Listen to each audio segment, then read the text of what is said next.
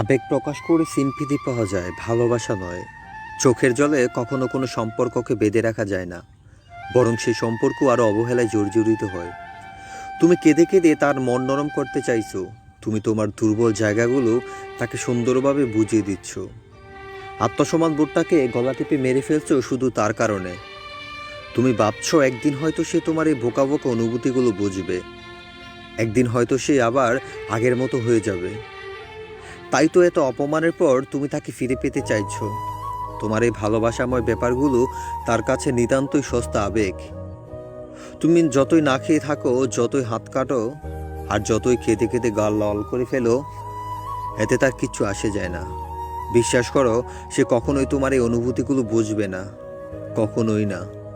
চলে যাওয়া মানুষটা বেশিরভাগ সময় ফিরে আসে। তুমি হয়তো ভাবছো সে তোমার ভালোবাসার টানে ফিরে এসেছে। না, সে ভালোবাসার টানে ফিরে আসেনি। সে ফিরে এসেছে তোমাকে আগের থেকে আরো বেশি কষ্ট দেওয়ার জন্য। হ্যাঁ, তোমার ভালোবাসাটা স্পেশাল, কিন্তু তুমি যাকে ভালোবাসো সেই মানুষটা তোমার আশেপাশে ঘটে যাওয়া প্রতারণার গল্পের প্রতারকগুলোর মধ্যেই একজন। তুমি যতই দুর্বল হবে, যতই স্যাক্রিফাইস করবে, সে ততই তোমাকে অবহেলা করবে। তার দেওয়া প্রতিটা কষ্ট তুমি নীরবে মেনে নিয়ে তুমি তার সিম্পিতি পাবে, ভালোবাসা নয়।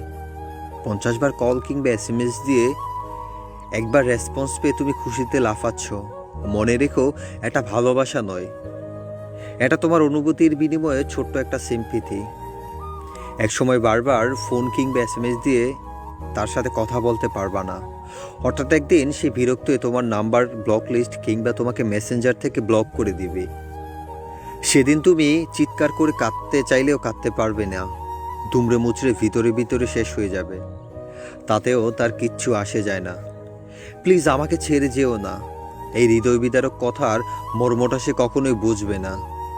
তাই তোমার এই অমূল্য ভালোবাসা, অমূল্য চোখের জল, অমূল্য অনুভূতিগুলো সেখানেই প্রকাশ করো, যেখানে তুমি গুরুত্ব পাবে।